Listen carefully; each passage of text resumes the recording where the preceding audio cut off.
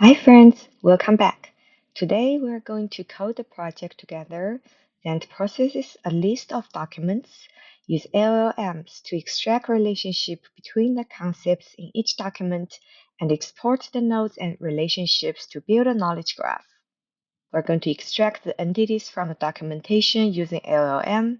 You can refer to the entities like terminology, for example, indexing flow, data, basic type, struct type, and all that, and extract the relationship between entities. And in addition, generate a relationship that where each entity is mentioned on which document. For example, the basics markdown mentions Cocoa Index supports incremental processing. It informs the following graph. There are two entities or terminology, Cocoa Index and incremental processing. There are two kinds of relationship. The basics mentions Cocoa Index, and it also mentions incremental processing. And second, Cocoa Index has a relationship with incremental processing. The relationship is labeled by supports. Cocoa Index supports incremental processing. And once we're done with AI-assisted data transformation, we're going to build knowledge graph in Neo4j. As you can see, the pink nodes are different files, like the basics, flow definition, and around the pink nodes is mentions a few entities or terminology, for example, type, rows, and they have relationship to each other. All right, let's get started. Before getting started, I want to thank the community.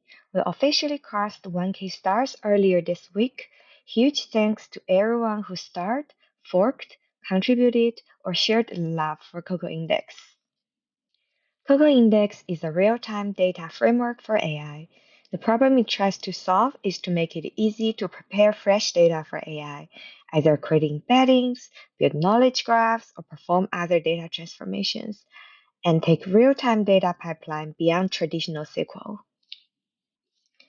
We are constantly improving, and more features and examples are coming soon. If you love this video, please give us a star at our GitHub repo to help us grow. Cocoa Index makes it easy to build real-time knowledge graphs. We officially supports property graph targets. Property graph is a widely adopted model for knowledge graphs where both nodes and relationships can have properties. Neo4j provides these graph database concepts with a good introduction to basic concepts of property graphs. I recommend you to read it if you are not familiar with the basics. The following concepts are particularly relevant in today's tutorial. Nodes are used to represent entities of a domain. Property graph target, there is something called the node labels. It is more like to defining the type of a node.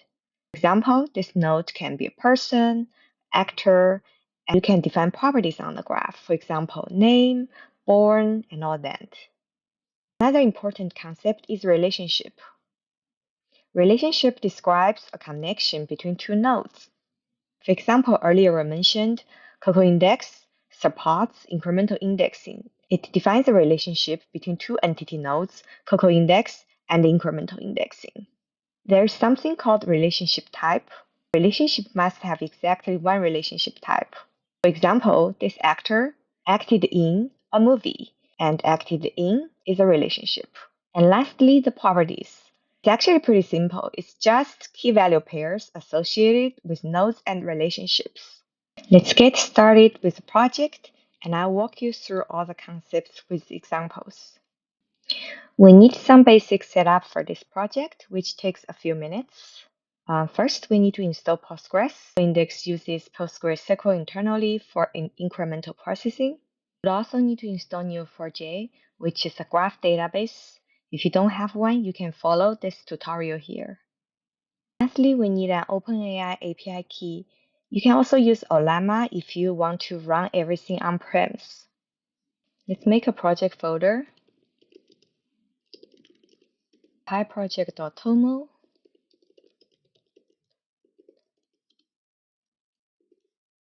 Okay.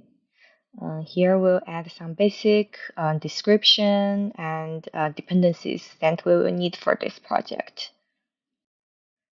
Create our main file. We're going to create a data flow to transform docs to knowledge graph. And I'm going to import the files. To make this project more explainable, I'm going to spin up Cocoa Insight.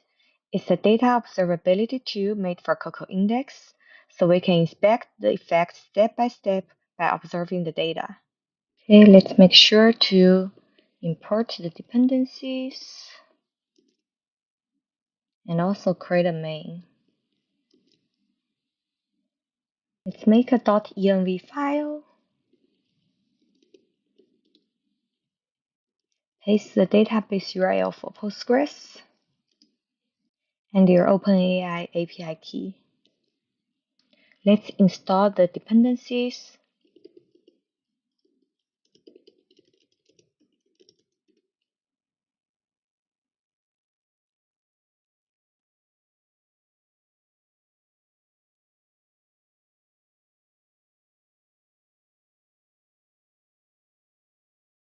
Set up the flow.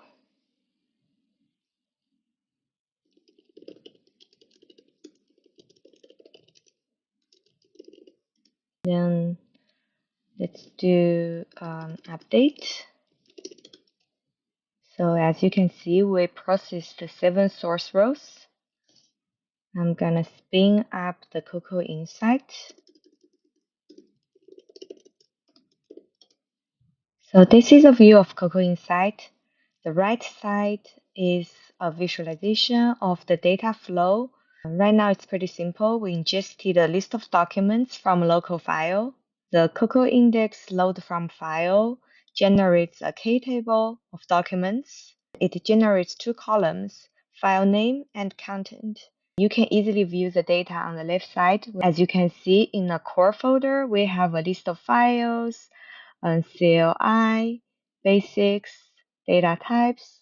Each of them has a corresponding content. For example, this one, you can scroll down to see the original Markdown files. Cool. Next, I would like to add some summary for each document. I'm going to add a document collector. The document node collects documents. For example, the basics.markdown is a document. And then we're going to process each document.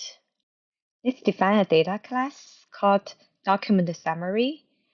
This data class describes a summary of a document, so a document should have a title and a summary. And we're going to instruct the LLM to perform this summarization for us on each document. We're going to take the content of each document and perform transformation on a document by calling extract by LLM and give it the data class as output type for the document summary. And then we are going to collect the file name, the title field, and the summary field from the summary. Let's take a look at the effect in Cocoa Insight. So as you can see here, we added one more step, which is to process each document. For each document, we're going to call extract by LLM, and the output give us a struct. It contains title and summary. This is based on the data class we defined earlier. And then let's inspect the data. So as you can see, for each of the file name, we added a summary column. For each of them, you have a title, which is the title of the document, and we instructed the LLMs to generate a summary for each of the document. And you can just click on Showing More to see the full summary below. And now let's deal with the relationships. Let's add the relationship collector. The entity relationship collects relationship. For example, Cocoa Index supports incremental processing, indicates a relationship between Cocoa Index and incremental processing. Let's define a data class for relationships. This is a classic triple definition. In this data class, we define a subject. The subject represents the entity the statement is about. For example, Cocoa Index. It defines a predicate. The predicate defines the type of relationship or property connecting the subject and object. For example, surpass. And an object. The object represents the entity value that the subject is related to via the predicate. For example, incremental processing. Because we are going to surface this data class to the LLM to help with better structured extraction, we recommend you to write a detailed docstring to describe what is this data class about. Now let's extract the relationship by LLMs. So for each document, with the content of each document, we are going to transform it by calling the LLM extraction. We will pass it the relationship data class we defined earlier and a custom prompt. In this example, we don't have a set of predefined entities, which you can, and we will just instruct the LLMs to extract the entities as part of the relationship. As you can see in the relationship data class, we instructed LLMs to extract subject, predicate, and object, and here subject and object are going to be the entities. Just to better understand what we have just done, for each document, we added one more transformation called extract by LLMs, then extracts relationship. The output of the relationships is a L table, as there will be multiple relationships as a list when you extract from a file. For example, Cocoa Index supports incremental indexing. Cocoa Index is data flow driven programming, is another relationship. Each relationship contains three fields, the subject, predicate, and the object. Just to make it easier to understand, let's take a look at the data. For example, let's take a look at the basics. As you can see, it has extracted 11 rows. I'm gonna take a look at what is 11 rows for. So as you can see, index is for data retrieval, Cocoa Index helps build, and object is indices, indexing flow extracts data. As you can see, each row here indicates a relationship that was extracted from the document.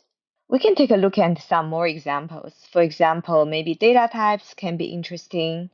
Data types has 19 rows. So basically, there are 19 relationships created from this document. And we can see, okay, Cocoa Index is processed by data. Data is a subject. Predicate is determined at row definition in, and object is type. For each relationship, let's collect it. I'm just gonna call entity relationship.collect with the ID, and you can just call a Cocoa Index, a UUID, and a subject, object, and the predicate. Just to check in our Cocoa Insight, and we just added one more collector to collect the data.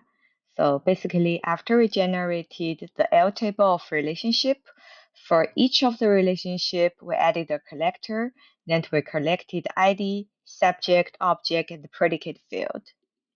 Now let's collect the document mention. So basically, like in basics, we are mentioning the Cocoa Index, incremental indexing.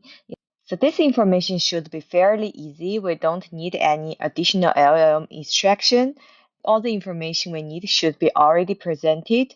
Within this scope, we already have access to each of the relationship. And each of the relationship have a subject and an object, and the relationship is within the scope of a document.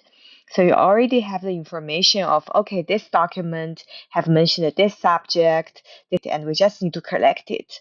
So I'm going to do entity mention.collect. For this entity mention, we're going to collect from the subject of a relationship, and we're also going to collect the file name. And in addition, let's also collect it from the object. For example, there's a document that mentions Cocoa Index, supports incremental indexing, then both Cocoa Index and incremental indexing gets collected as part of the entity mention. And just going back to the Cocoa Insight to see what has happened. As you can see here, for each of the relationship, we have added two more collector. One is to collect from the subject. The other one is trying to collect from object. And both of them collects entity and file name. You can also inspect this by click on this little icon here.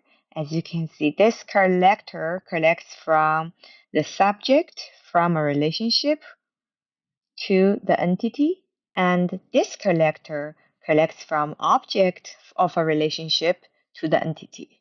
Cool, I think now we have all the information we need from the data transformation, all the way from importing a file, transforming the data, collecting the data. Before we export them to Neo4j, we can do like more sanity checks on to inspect the data. For example, does all the relationships looks right? Are we missing anything and all that? Now we can just export the data to Neo4j. One of the nicest thing I like about Cocoa Index is that users don't have to worry about data operations like creation, update, or deletion. So it is more about defining mapping and transformation. For example, I have a set of source data. It went through a set of transformation, and how do I map them to the target store? And in this case, it's Neo4j. And let's take a look. It's actually pretty easy. We have very detailed documentation about how mapping to Neo4j works. Essentially, it's around nodes and relationships. So all nodes for Neo4j needs two things. First is a label. The label is like type of the node, for example, document, entity. And second is primary key field. That's a field that uniquely identifies a node. For example, the file name for the document nodes. Cocoa Index uses the primary key field to match the nodes and deduplicate them. If you have multiple nodes with the same primary key, Cocoa Index keeps only one of them. For example, Cocoa Index supports incremental processing, and Cocoa Index belongs to the EDO framework. After deduplicate by the primary key, it becomes an entity Cocoa Index, supports incremental processing, and belongs to EDO framework. Now let's map to Neo4j. Now let's export the nodes to Neo4j. We're going to need the connection spec, and let's first export the document nodes. This exports Neo4j nodes with label document from the document node collector. The label, as you remember, label is a node type here. It declares Neo4j node with a label document. It specifies file name as a primary key field. It carries all the fields from document node collector to Neo4j nodes with label document. This is a fairly straightforward export because we have a dedicated node collector just for this kind of a node label. I'm going to run one update and going to connect to Neo4j and see what's going on. I'm going to run Cocoa Index setup. As you can see, it's going to create the Neo4j node. And then Cocoa Index update.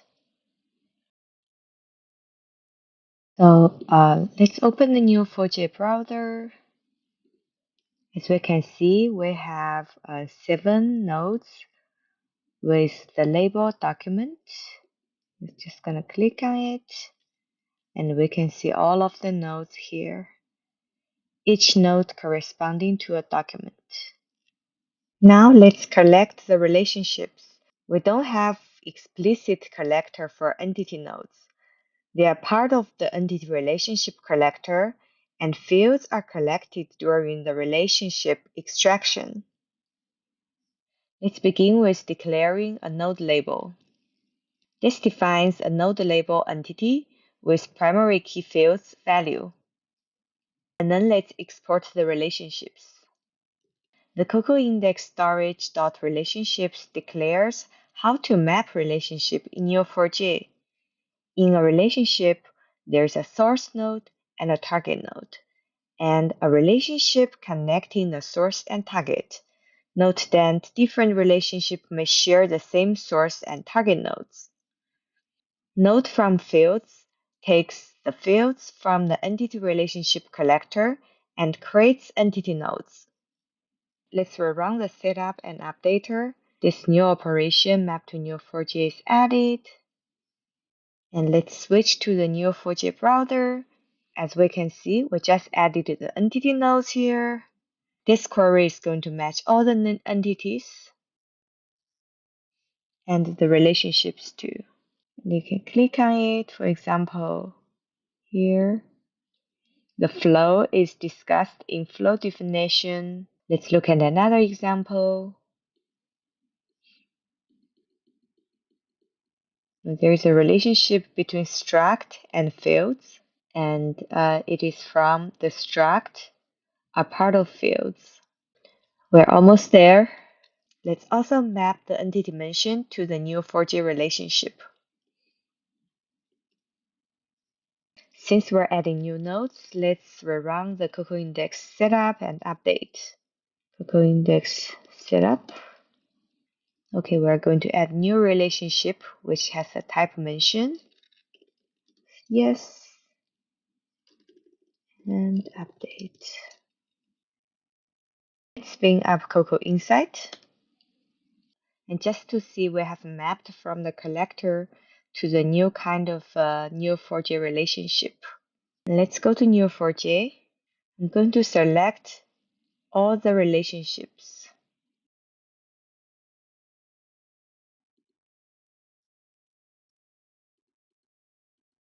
Now we're seeing all the relationships. The pink nodes are the high-level files.